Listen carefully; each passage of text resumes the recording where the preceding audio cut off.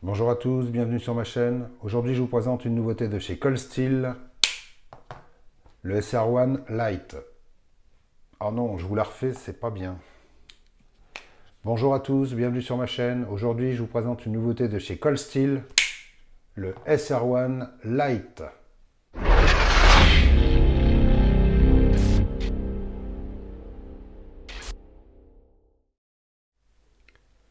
Autant vous le dire tout de suite, il fait une chaleur épouvantable. C'est ambiance la Guyane à la saison des pluies, ambiance serviette éponge, hein. Je dégouline de tous les côtés, donc vous inquiétez pas. Si vous voyez un petit peu de traces de gras sur le couteau ou des traces de doigts, c'est que j'ai les mains moites et que j'ai tendance à dégouliner de tous les côtés. Allez, on commence par les caractéristiques. Il fait une longueur totale de 24 cm. Il a une longueur de manche de 14 cm, longueur de lame de 10 cm, une épaisseur de lame de 4 mm 75, épaisseur du manche 1 cm 5. Son poids est conséquent, il fait 194 grammes, c'est vraiment un beau bébé. Ses plaquettes de manche sont en Gryvex, c'est un procédé de chez Cold Steel. Sa lame est de forme clip point et donc en 8 CR 13 MOV comme j'ai dit tout à l'heure. Son système de blocage de lame, c'est le célèbre système Triad Lock de chez Cold Steel. C'est un procédé de chez eux. C'est le système le plus solide actuellement sur le marché. Pas forcément le plus souple. Ce ne sera pas forcément le plus confortable pour toutes les mains, pour les gens, pour les femmes par exemple. Moi, je déconseille fortement le système Triad Lock pour les femmes parce que il faut vraiment avoir de la force dans les doigts. Le clip est totalement réversible, donc c'est un couteau qui sera parfait pour les droitiers comme les gauchers. Vous avez des thumb studs de chaque côté. Le système de blocage est au centre, donc il n'y a pas de problème de ce côté-là. Et puis bon, voilà, le clip est réversible, mais seulement dans deux positions. C'est pas un EDC, hein. Franchement, c'est pas un couteau que vous porterez au fond de votre poche en ville, c'est principalement. Je dirais que c'est un couteau qui sera destiné à être à garder dans la boîte à gants de la voiture ou dans la boîte à gants du camion. Pourquoi? Parce que c'est un couteau de la série SR. Alors SR, ça veut dire Survival Rescue. Voilà. On a chez Cold Steel le SRK, qui veut dire Survival Rescue Knife. Ici, on a le SR1, Survival Rescue One. Alors, je ne sais pas pourquoi One, je ne sais pas ce que ça veut dire. Et donc, c'est un couteau qui sera pas spécialement génial dans certaines tâches, mais par contre, il sera plutôt correct dans pas mal de domaines. Moi, ça fait quelques jours que je l'ai au fond de la poche. Enfin, au fond de la poche, façon de parler, hein, parce que vu son poids. Je l'ai testé dans pas mal de conditions. Je voulais savoir à quoi ça servait justement un gros couteau pliant comme ça. Est-ce que ça pouvait être utile? J'ai voulu voir au cours de mes dernières sorties comment ce couteau se comporterait en mode bushcraft ou en mode survie, ou pour toutes les petites tâches qu'on a de façon classique quand on est dans la forêt, c'est-à-dire se couper un bâton, couper une branche, un petit peu de bâtonnage, un petit peu de coupe à la volée, se tailler une pointe. En fait, il se comporte très très bien parce qu'il a un manche qui est très bien dessiné, qui est très grippant, qui tient bien dans la main, qui ne glisse pas, même quand on a les mains moites et humides, ce qui arrive très souvent en ce moment. Pour les feather sticks, son émouture est plutôt pas mal. J'ai réussi à faire des feather sticks assez fins, alors que je ne suis pas un grand spécialiste du feather stick, hein. En ce qui concerne la refonte, bon, c'est un couteau sur lequel on pourra facilement taper sans aucun problème. Pas trop fort, bien évidemment, faut pas oublier que c'est un pliant, hein. Ça sera jamais aussi solide qu'une lame fixe, mais c'est quand même un couteau qui est quand même très solide, qui a été quand même pensé pour accomplir des tâches très très lourdes, donc on pourra facilement taper sur la lame sans risquer de le voir prendre du jeu trop facilement, quoi. Si on a un feu à se préparer, si on a du petit bois à faire, ce couteau sera vraiment nickel, bah, comme ce qu'on demande à un couteau de survie, quoi. C'est ça qu'on espère dans un couteau de survie, c'est de pouvoir accomplir toutes ces tâches sans trop peiner. En ce qui concerne le carton, par contre, bon, alors là, j'ai de quoi faire, parce qu'après mon déménagement, j'ai des dizaines et des dizaines de cartons à découper, donc du coup, je m'en donne à cœur joie, et le couteau s'en tire très très bien, à condition qu'il soit bien affûté. Le traitement thermique qu'a fait Cold Steel sur le 8CR13 MOV permet de découper de la ferraille et de s'ouvrir une boîte de conserve sans aucun problème, ce qui est très pratique quand on est en mode survie. Et on peut également forcer sur la pointe et planter le couteau très très fort sans aucun problème, lui donner un stress latéral sans risquer de l'avoir cassé ou tordre. On pourra également gratter facilement un Firesteel, ce qui est assez récurrent chez Cold Steel, parce que souvent leurs pliants ont le dos des lames bien taillé à 90 degrés, donc c'est très très facile de gratter un Firesteel, que ce soit couteau ouvert ou couteau fermé d'ailleurs. Il a quand même une forme qui sera plutôt bien en tactique. Comme vous pouvez voir, il y a une garde qui va bien protéger la main des deux côtés. On ne risque pas d'avoir la main qui glisse sur la lame. En plus, c'est un couteau qui sera conseillé pour ceux qui ont des grosses paluches, parce que regardez, moi j'ai des mains pas très longues mais très larges, et là j'ai carrément la place pour mettre un 6e doigt. Hein. Donc franchement, je l'ai trouvé relativement confortable. On peut même l'utiliser en mettant le doigt très proche de la lame pour des petites coupes de détails, pour faire du feather stick par exemple, et ça franchement je trouve ça très appréciable. C'est pas le couteau le plus joli qui soit, évidemment. C'est vrai que Cold Steel, ils font pas spécialement des beaux couteaux. Enfin, si ça leur arrive, mais bon, ils en font pas spécialement des très beaux, surtout dans les pliants. Mais en général, c'est du bien étudié et c'est du balèze, quoi. Et là, franchement, celui-ci, c'est un couteau de survie. Voilà. C'est ce qu'on peut dire sur ce couteau, c'est un couteau de survie. C'est un couteau qui vous rendra de multiples services quotidiennement.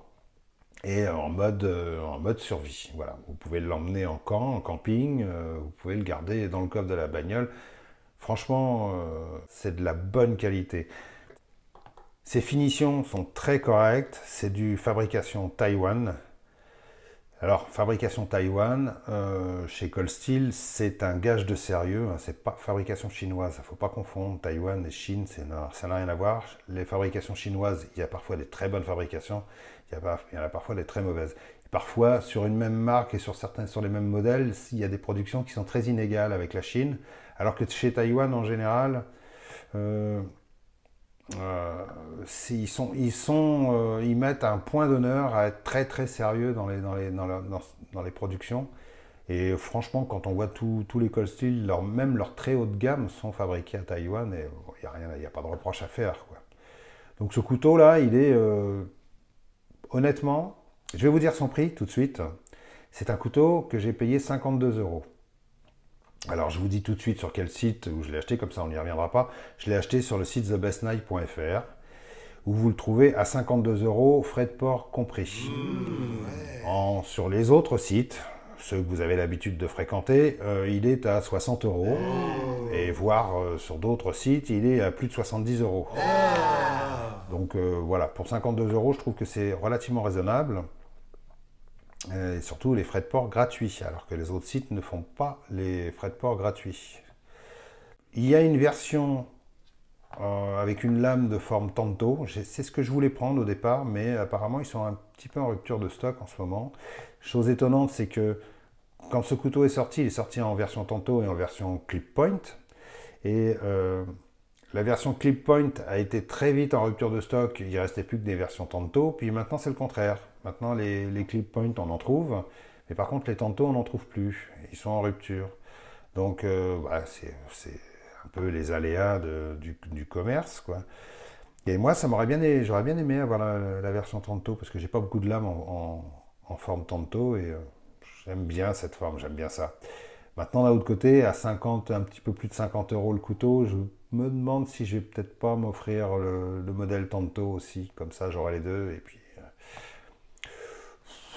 ouais, c'est un peu plus de 100 euros pour les deux couteaux, pour deux monstres comme ça. Franchement, c'est pas, ça risque pas de crever mon budget, quoi. Pour que vous ayez une idée plus précise de la taille, je vais vous le mettre à côté de certains modèles de couteaux que vous connaissez bien. D'abord le SI4HM, qui a une lame de 11 cm, qui quand même paraît bien plus court que le Cold Steel, avec une lame également plus fine, hein, et on a 4 mm sur le SI4HM et on a presque 5 mm sur le Cold Steel. Je peux vous le comparer également avec le SI3HM, petit couteau que je vous conseille vraiment, je l'adore celui-ci. Alors lui, il fait vraiment minuscule à côté du Cold Steel. Ensuite, je vous le compare avec le Cold Steel Airlight que je vous conseille également, très fin, plaquette G10. Très bon couteau, mais nettement plus cher quand même. Celui-ci, il est on le trouve autour de 90-100 euros.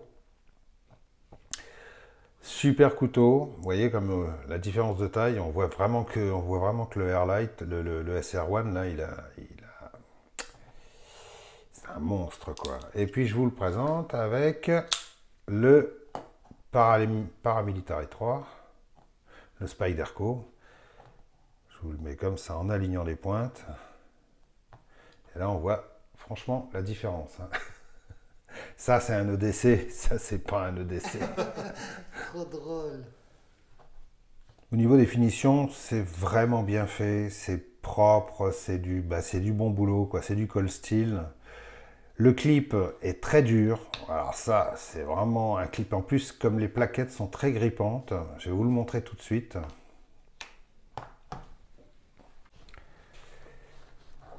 Déjà, vous allez voir tout de suite ce que ça fait quand le couteau est dans une poche. Pour arriver à le glisser dans la poche, il faut forcer comme une brute. Et voilà. Bon, le port n'est pas spécialement discret. Maintenant, d'un autre côté, c'est pas catastrophique non plus. Par contre, pour le sortir, c'est un couteau, je dirais que c'est un couteau qui est un peu destructeur de poche. Parce que avec le côté abrasif des plaquettes en Gryvex, plus la puissance du clip, pour le sortir, vous avez intérêt à porter un jean. Et les poches seront vite usées d'ailleurs, vous voyez. Ça se voit plutôt pas mal. Moi, je porte souvent des couteaux à cet endroit-là. Et on voit tout de suite que ça s'use bien. Avec celui-ci, ça va être 2 fois plus rapide. Autant vous le dire clairement, c'est pas le couteau avec lequel vous allez vous amuser toute la soirée devant la télévision, à ouvrir, à fermer et à le faire claquer. Hein.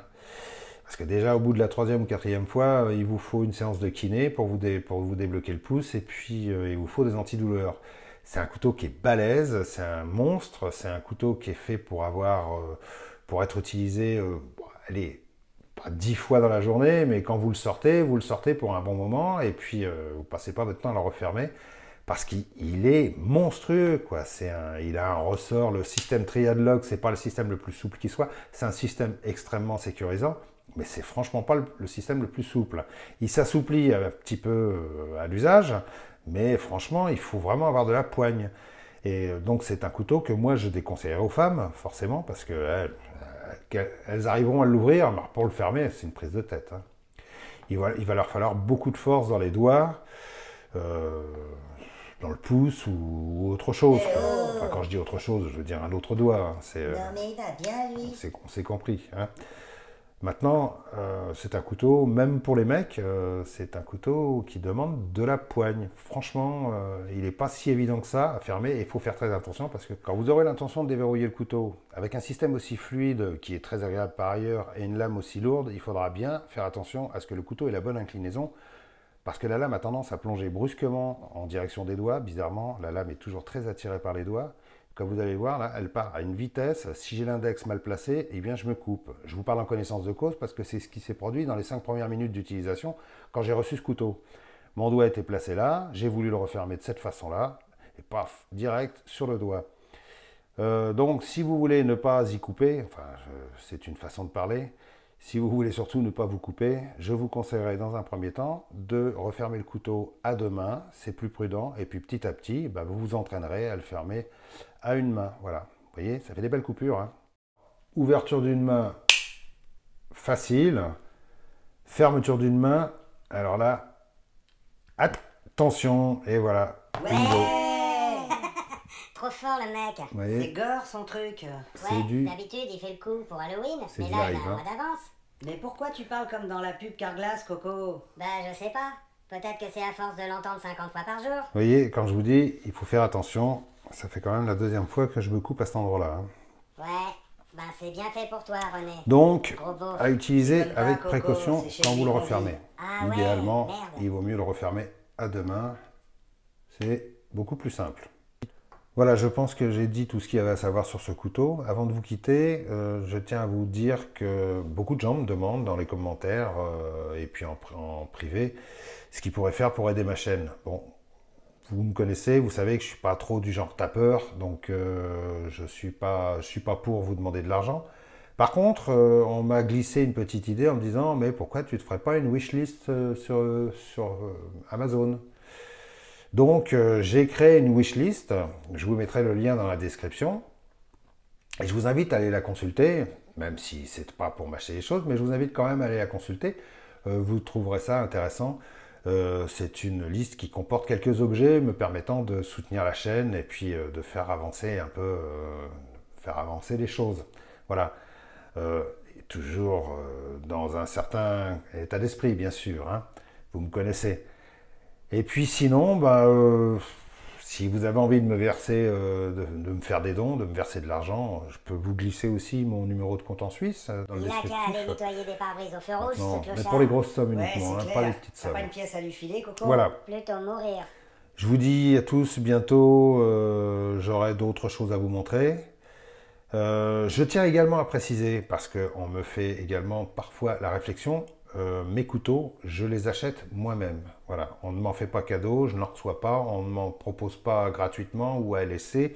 Je les achète, voilà, avec mes sous. Donc, ce qui me permet d'en dire ce que je veux. J'ai la liberté de pouvoir dire ce que je pense des couteaux, de l'endroit où je les achète. Si j'ai envie de citer un site, ben je le cite. Si je le cite, c'est pas parce qu'il me rémunère, c'est parce que j'ai acheté des couteaux sur ce site-là et que j'y ai fait de bonnes affaires. Et quand je fais de bonnes affaires, je vous en fais profiter. Maintenant, si je ne vous cite pas certains sites ou si j'en dénigre certains, c'est parce que bon, bah, je ne les trouve pas spécialement honnêtes. Voilà. Donc voilà, j'ai une certaine liberté de parole et je tiens à la garder. Donc c'est pour ça que mes couteaux, je les achète. En ce qui concerne les lampes, effectivement, j'ai un partenariat avec la marque Olight. C'est pour ça que je reçois si régulièrement des nouveautés et des lampes dans des coloris très sympas. Pourquoi? Parce que ça me permet, j'adore les lampes et c'est des choses que j'achèterai pas spécialement aussi souvent que des couteaux. J'achète régulièrement des couteaux, mais j'achèterai pas aussi régulièrement des lampes. Alors évidemment, ça me fait plaisir quand on m'envoie des jolies lampes parce que j'adore ça. Et donc j'en parle, mais j'ai toujours cette liberté de ton parce que si j'ai envie d'en dire du mal, quoique c'est difficile de dire du mal de Olight, hein, mais si j'ai envie d'en dire du mal, j'en dirai du mal. Voilà. Maintenant, ça, c'est le seul partenariat que j'ai. Hein. Je n'ai pas. Voilà, je reçois des lampes de chez Olight et c'est tout. Les couteaux, je les achète avec mes sous et point barre. Voilà. Profitez de la nature. Pour ceux pour qui les vacances sont terminées, ben, je vous souhaite une bonne rentrée. Donnez-moi vos commentaires. Faites-moi savoir ce que vous pensez de ce couteau parce que je suis intéressé, j'aimerais bien savoir ce que vous pensez de ce truc, ce monstre-là, si ça vous plairait de l'avoir, si vous le jugez utile, intéressant, en plus sur ce que vous pensez des conditions tarifaires quoi, de ce couteau. Parce que quand on voit que le modèle, le SR1 normal coûte dans les 250 €, même plus de 250 €, celui-ci, il fait quand même 50 €. Quoi, voilà. Ça fait, si je sais calculer, 5 fois moins. Maintenant, donnez-moi votre avis et puis, si la vidéo vous a plu, mettez un petit pouce et puis voilà. Et puis faites-la, partagez-la cette vidéo, c'est bien aussi. N'hésitez pas à, comment dire, à me poser des questions si vous avez envie de savoir des choses et puis j'essaye de répondre à tout le monde. Je fais mon maximum pour répondre à tout le monde et je sais que c'est pas si facile que ça. C'est parfois difficile de faire des réponses personnalisées à chacun. Maintenant, je fais mon maximum à ce niveau-là. J'ai quand même pas mal d'occupations à côté. Hein. Donc, je ne suis pas retraité. Hein. Voilà. Et ni rentier, d'ailleurs. Donc, il faut que je travaille. Et puis, voilà. Le Covid-19, ça a tellement foutu la merde pour pas mal de gens que ça a été une période assez compliquée. Donc, il faut rattraper tout ça. Faites attention à vous. La rentrée va être très compliquée. Le Covid est loin d'être terminé. Bien au contraire. Donc, respectez les gestes barrières. Ça, on ne vous le répétera jamais assez. Ne faites pas comme une majorité de la jeunesse là, qui est totalement inconsciente. Protégez-vous, portez des masques, faites gaffe, faites-vous tester. Moi, je me suis fait tester il y a 2 jours. Je suis négatif, c'est cool. Donc voilà, tout le monde autour de moi s'est fait tester, tout le monde est négatif. C'est très rassurant de le savoir. Maintenant, il faut essayer de rester comme ça. Faites attention, profitez de la nature tant que vous pouvez encore. Et puis, ben voilà, profitez bien de la chaleur aussi. Allez, ciao, salut à tous. Et puis n'oubliez pas, abonnez-vous, hein, c'est là, ici, là, voilà, là, là, là, là, là. Là, vous cliquez là, et puis après vous cliquez là. Et puis voilà. Allez, salut.